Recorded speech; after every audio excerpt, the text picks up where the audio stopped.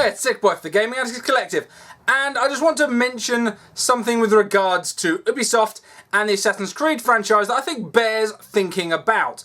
Now, Assassin's Creed Unity is going to include microtransactions, because they've basically worked it into the game that because it's an Animus, you can pay to hack the Animus and unlock stuff. Now, some people may feel that that is perfectly reasonable, that it's only people spending their own money if they want to unlock. You can unlock it in-game anyway. That's really not the point to me. The point is not that. The point is the fact that you offer that when you're selling a game for huge amounts of profit. It is just milking. I cannot see it any other way. By all means, think it's harmless. I think it's fucking insidious. And this quote really breaks it down for you. So very rarely do I read something off a screen, but I'm going to read this quote verbatim to make sure I have it exactly right before I talk about it. Okay. There are a couple of things like that we'll always have to be on the lookout for. Companion apps, monetization, other business models, digital only. We have to be reactive to these things, but not necessarily fundamentally change what we're trying to do. It depends if we think it fits the gameplay or the brand itself, the core values. We're willing to take those risks. If not, we're not. We're not going to make any compromises. Okay, now that is a generally fairly positive media PR spin.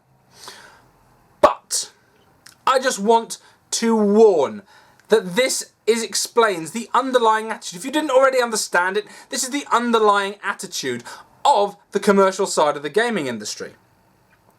They will squeeze you for more money if they can get away with it. Monetization, paying for cheats. Now, there used to be a thing we used to pay to phone up a cheat line and they'd give you cheats, and that was the way you'd pay a company to give you cheats. You used to be able to phone up the company sometimes and pay for cheats. That's what this is, essentially. It's paying for cheats. It's fucking stupid, frankly. If you can't, really, if you can't unlock the stuff in Assassin's Creed, give up gaming entirely, because frankly, it's so goddamn casual to max out all of your stuff in Assassin's Creed. It really, really is. And also, there's no value to it, frankly. Most of the upgrades in Assassin's Creed, really, you can complete an Assassin's Creed game just being able to block. That's it. Just the block button, and you win the game. Simple as that. It's not very difficult mechanics. Let's face it, the combat is not that nuanced. You don't really need upgraded armor or weapons in order to finish the game. And granted, you can unlock some fairly cool looking stuff in the game, but paying for it, I think, is a shoddy practice. Now, notice how they mentioned some of those things. Now, companion apps, they talk about adding them in. If they add anything, obviously they won't bother just for the sake of artisticness. But when they talk about things like digital only and monetization models, they're talking about it because it benefits them exclusively and not you. Buying an Ubisoft game, having it through Uplay, or I presume Uplay, since everyone insists it's pronounced Ubisoft, that gives them entire control. It maximises their profits to huge degrees. I would be in favour of digital gaming. Honestly, I would, if it were significantly cheaper than a physical disc. And I'll explain this one more time to people who don't understand why. Because a physical disc is broken down into who you're paying. Okay? You're paying the shop front. If you're buying it from Uplay, the shop front is owned by Ubisoft. You are paying for transport. It's digital. You already pay you pay for your ISP. They don't. Then it comes to the packaging. There's no packaging. It's digital. Okay? Licensing platform fees. Yes. So then you've got development fees, licensing platform fees. Everything outside of that is profit for the makers. Okay? If they remove the haulage costs, if they remove the store costs, their profits exponentially increase. So, when they give you the same game for more money with less rights to own or control it, it's a no fucking brainer that it is bad for you. It really, really is. You should be having, the premium price of a game is the price of the physical disc. A digital game should be significantly cheaper. A rental game should be even cheaper than that. Simple. More strings, less you pay. Simple. The more profitable it is, their profit margins should be staying the same. Their profit margins should increase on the grounds of how many games they sell, not on how they squeeze you for more money. Okay?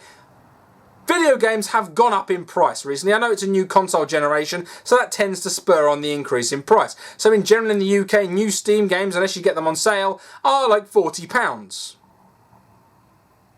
New console games are at retail pricing at £60 when they used to be £40. Well, they used to be $44.99. So they've gone up by a substantial amount. They've gone up by 30%. So the price of games have gone up by 30%, and that's for physical.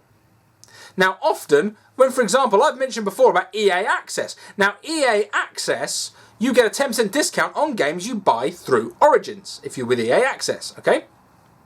Now looking at it, on the Xbox One, where the EA Access is exclusive, to buy Dragon's Age Inquisition on disc in the UK, you can get it for £45 if you go to a decent website. Like Shop2, where I go to, I could get it for £45. If I want to buy it through Origins or through the Microsoft Store, it's £69.99. £59.99. £60. It's significantly more expensive. So the 10% decrease you're getting in your subscription fee is not covering the saving. It makes it more expensive still. So this value proposition isn't a good deal. At most you're breaking even. At worst, it's costing you more for games you don't own. Really need to be cautious about the slip and slide. If you see how things were in the Xbox One and PlayStation 2 to that point, and the GameCube, that was what you consider kind of a golden age because the graphics are still okay. They're still playable. PlayStation 2 games are still playable, so it's Xbox One games. So our GameCube games are still playable today, and they came complete. They weren't patched, they weren't DLC'd, and this isn't just nostalgia. The games are still coming out at the same price, generally, but the monetization has gone through the roof in current gaming. And that's where there's a problem. That's where you're not getting your favourite, that's why you're not getting a good deal.